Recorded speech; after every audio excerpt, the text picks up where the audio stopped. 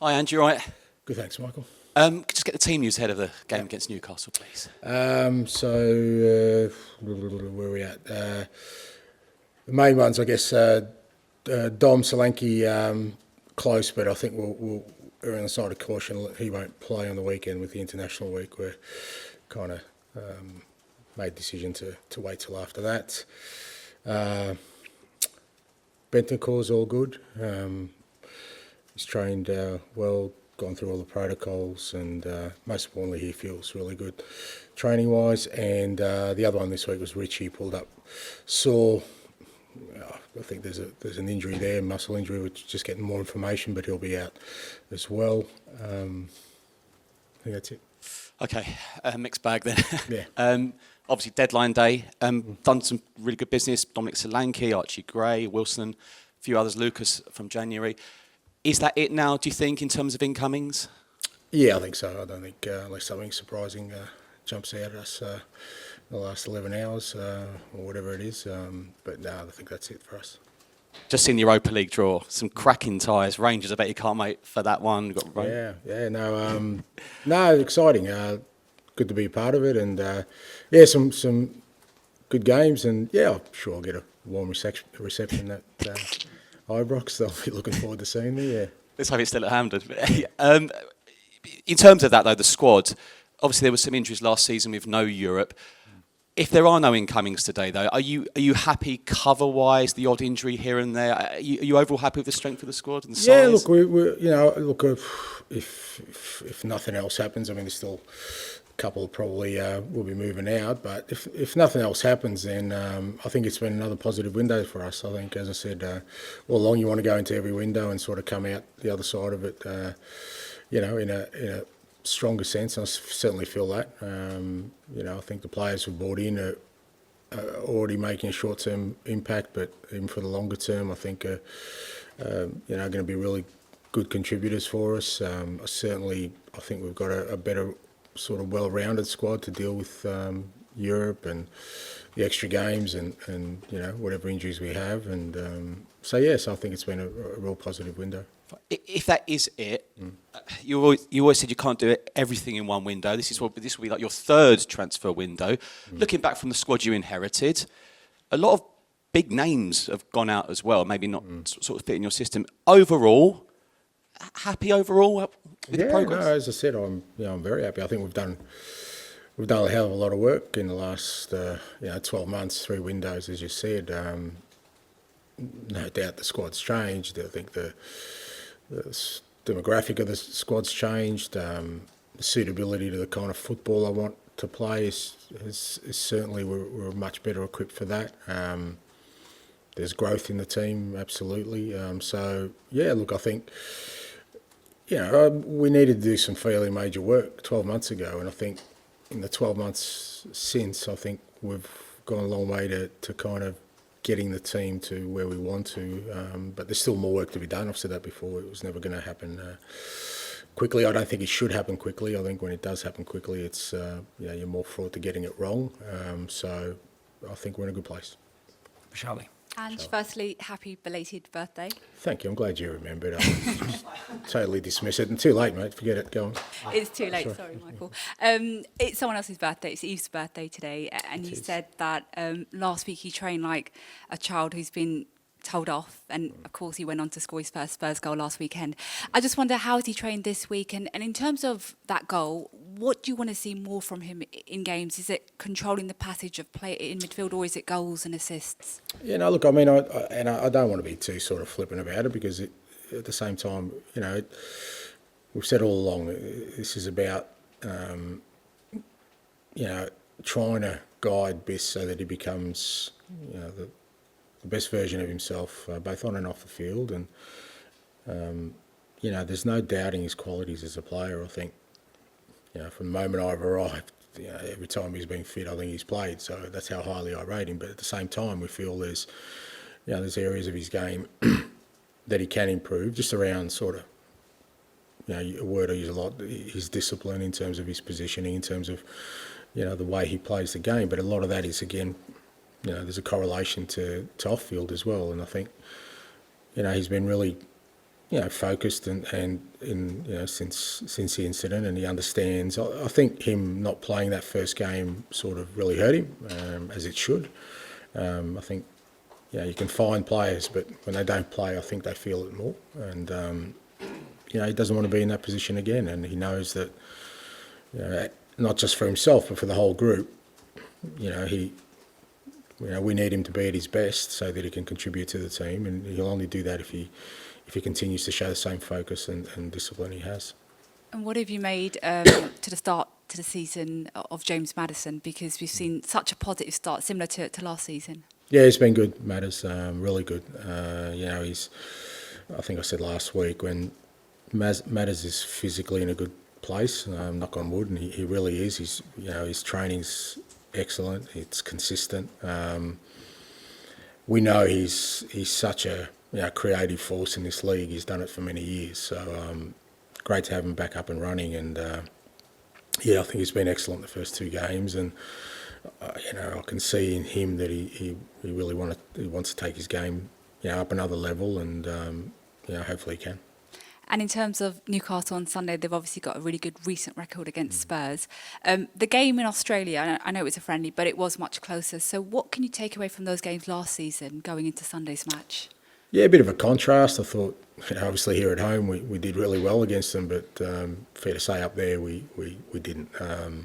But it was a good learning sort of curve for us, that game, because we started the game okay, but then we conceded, and we kind of lost, probably for the first time all year, our composure in the game, and we allowed them to score quickly, and you know what it's like up there. The crowd created a brilliant atmosphere for their team, and we just didn't handle it at all well. It was a good sort of learning curve for a lot of our players who, it was their first sort of exposure to a game like that, to an atmosphere like that. So, obviously we want to have learnt from that, but it's still a tough game. I think any time you go up, play against Newcastle on their home ground, it's a tough game.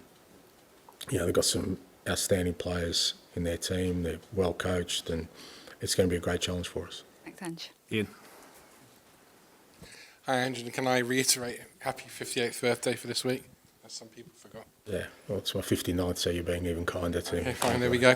The Europa League draw, apart from Rangers, which obviously a lot of people will look at, there's some really excellent ties, but also it gives you a block of 8 games. And last season, because Spurs went in Europe and went out League Cup early, I think bemoaning is a fair word to use. The lack of games, actually your team, you had to get your team to play how you want and mix players around.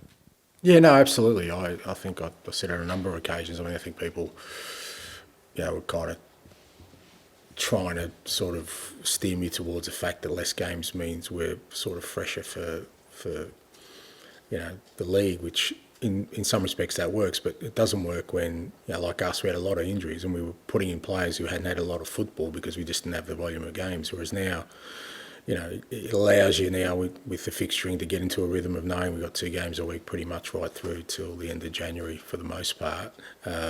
Players within the whole squad will get utilised. So if we do have injuries, we're not throwing on somebody who hasn't played for 6 or 7 weeks. And like I said, it allows you to get into a rhythm. So, it means less training time, but hopefully we've had a good training block leading up to this sort of international window that sets us up for the rest of the year. So, look, I'd much prefer having a program like we have now, from now till sort of the end of January, than sort of what we faced last year. So you're a fan of the new format as well? Oh, it's interesting. Yeah, I think it'll be an interesting concept. A couple of extra games, the league format. I think it's different dynamics sometimes. In the group stages when it was, maybe after 3 games the whole thing was done and dusted. But I think it'll be alive a lot more now, right until probably the 8th game, because teams are fighting for positions. So I think there'll probably be less dead rubbers in European football, which I don't think is a bad thing. So happy to see how it works. In this day and age, players staying at clubs for a long time is relatively unheralded. Ben Davies has been here 10 years. Sonny has been here 9, played over 400 games in all competitions. What do those sort of players give to you as a manager in terms of when you're coming in and you're wanting to change as you have?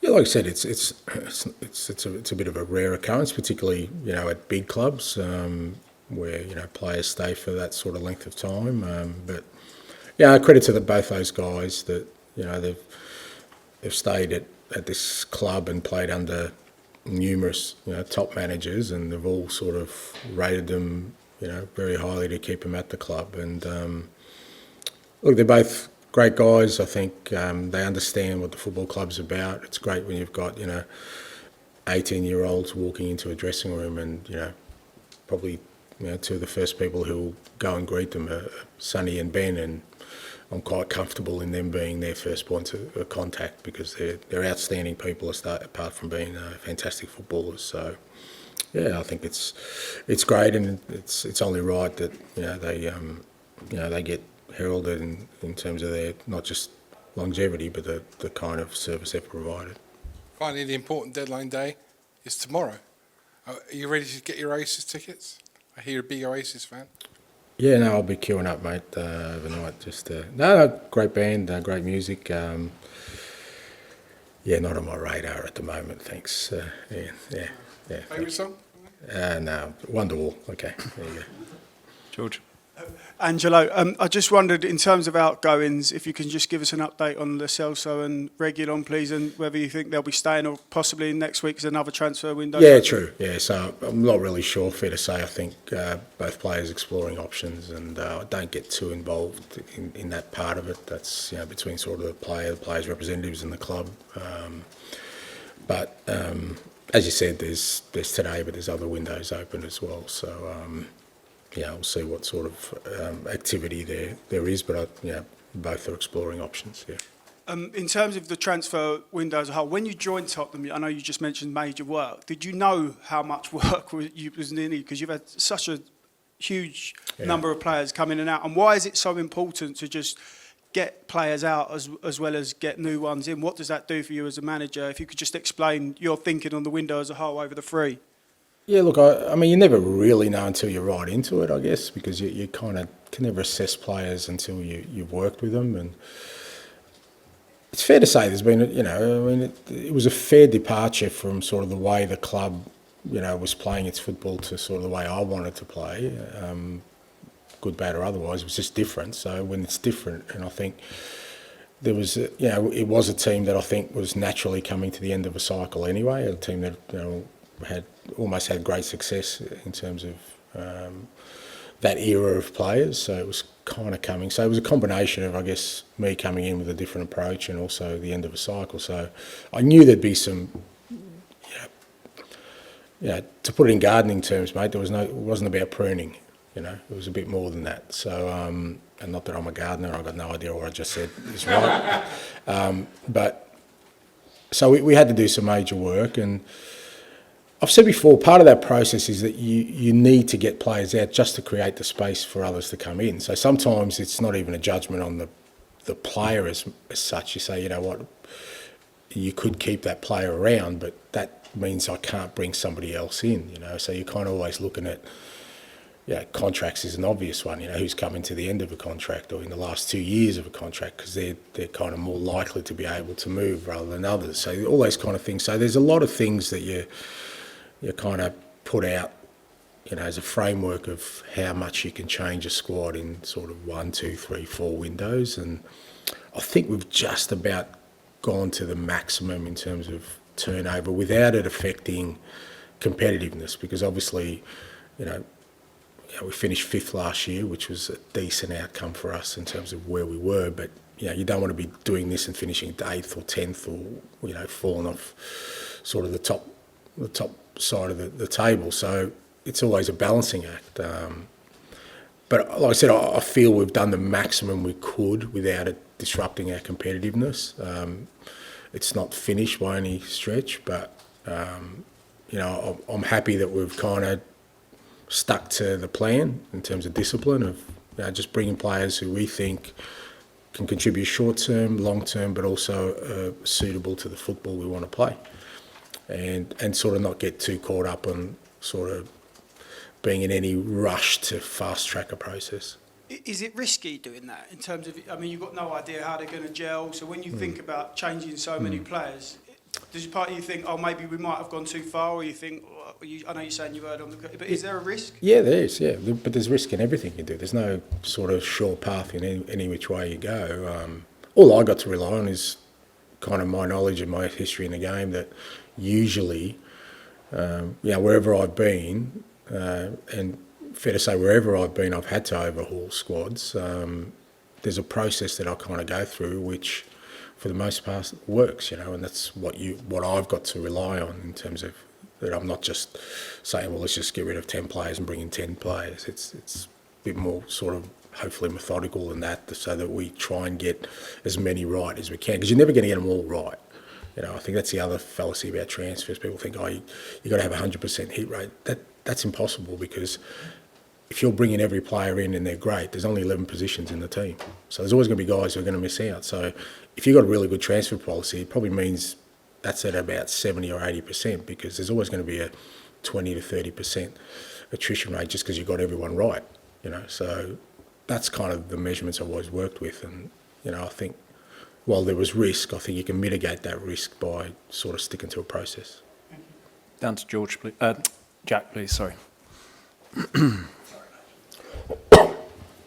Hi, Ange. Do you feel like you've been backed this window? Yeah. And in terms of the age profile that you were talking about, was that always the explicit plan from the start, and how important do you think that is for the club? Yeah, well, it was definitely part of my plan, because I think when you're trying to build or rebuild a team, you've got to, look, all managers hope they're there for the long term, but the reality is that, you don't know how long you'll be there. But I've always kind of trying to build teams that will last, over a cycle, which is, 3, 4, 5 years. So you need, as just a sort of natural consequence of that, you're looking at a younger demographic, a team that will grow, that will improve, that will, adapt to the challenges ahead. So, like I said, when I got here, it was a team that even from a demographic point of view, looked like it was at the end of a cycle. A lot of players who kind of had great careers were kind of either ready to move on or getting to the end of it. So that combination with, like I said, a different approach, for me, was definitely part of it to go younger. So before you got here, Spurs didn't really have many young players in the team, but now there's a lot of guys here aged between 18 and 23. How does that change the feel around the place, and how does it change your job? Doesn't really change my job, but, I guess young people bring an energy to it, and, they're excited to be here, they're excited to be at this football club, excited to be playing in the Premier League, I guess, and excited by the challenge ahead. And I think it's a good environment they've come into, because the senior players we do have are, all guys who are still very, very motivated and ambitious as well. So, and I think, it allows them to grow together. They're all kind of in that similar part of their careers, which invariably you're going to have challenges individually and collectively. And I think if they experience them together, it allows them, I think, to overcome those, in a better way. Finally, do you think it's easier to teach your style of football to a younger player than to a 30-year-old? No, it depends. It just depends on the player, It depends on the mindset of the player. I think Sonny is as much a willing learner as Archie Gray, I think it just comes down to the individual. I think it is sometimes easier with younger players, because obviously they're a little bit more open to maybe doing things a different way. But I think in the current climate of where the world's at with young people, you still, it's not like me, I just tell them what to do and they do it. I think those days are long gone. There still needs to be a narrative of why we're doing what we're doing. And young players now want to be coached. They definitely want the information. They want to know why I'm asking them to do certain things. But again, I enjoy that aspect of it. Okay, finish this section with Ali, please. Ange, just want to ask you about the centre-backs department. Looking from the outside, obviously, last season, Davinson Sanchez moved on and you were left with 3 natural centre-backs and then others that could kind of fill in. Kind of feels like maybe Radu Dragic has swapped in terms of numbers with Eric Dyer, and maybe you're in a similar position in terms of 3 natural centre-backs. Is that something, there was any temptation to maybe add another natural centre-back? No, and I don't think we're in the same position. I think Radu's a different proposition for us, and certainly with Archie coming into the group, and Jed probably not being in the plans initially, but now in, I think we're in a much different position than we were last year. We've got Ben Davies as well, obviously, who can play as centre-back or at left-back. So, but again, I mean, that's the discipline of it. We can go out and sign another centre-back, but if the right player's not there, I'm not going to do it. That's as simple as that. I never have, I never will. For me, it's about getting the right people into, and there wasn't an opportunity for us to bring in someone who I thought was going to add to our group, so we don't do it. We've got Ashley Phillips, we've got young Luka Vuskovic who are available again next year, 2 young centre-backs. I don't want to block their pathway by doing something now that, might look from the outside like, we've got another player, but if that player's not going to be suitable to what we're doing, not going to fit in, why would I bring them in, potentially block, the path for somebody else? And Richarlison, just want to ask you, how frustrating is it, probably for him as well as yourself, that he's just never really got a rhythm as a Spurs player? Yeah, that's a challenge, I guess, and it's something we've got to look at again. He's been in that cycle for quite a while, even predating me, I guess, and we've put a lot of thought. We took it really sort of conservatively with him. This time, he didn't play in any of the pre-season games. He's really only played 20 minutes of sort of first-team football. But again, obviously he's had a setback. So it's something we're just going to, again, go sort of back with Richie and sort of work through the steps now of getting him back up and running. Because, when he's fit, he's such a handful. Even last week, that 20 minutes he played, you can see, the kind of, the options he gives us in that position. But, it's like I said, frustrating probably for him. As much as anyone else, but frustrating for us too. But it's a reason we kind of brought Dom in.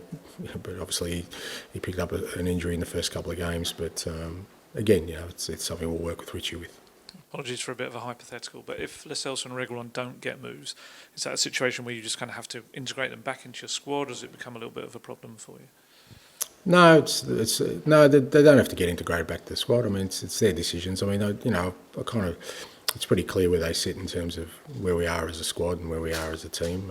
But I've never been one to force people out. They've got decisions about their own careers and what they want to do. And if they're still here, they're still here. We'll work around that scenario, but it certainly won't affect the way we work in the first team. On AM, on DAB, via the talkSPORT app, and on your smart speaker. talkSPORT.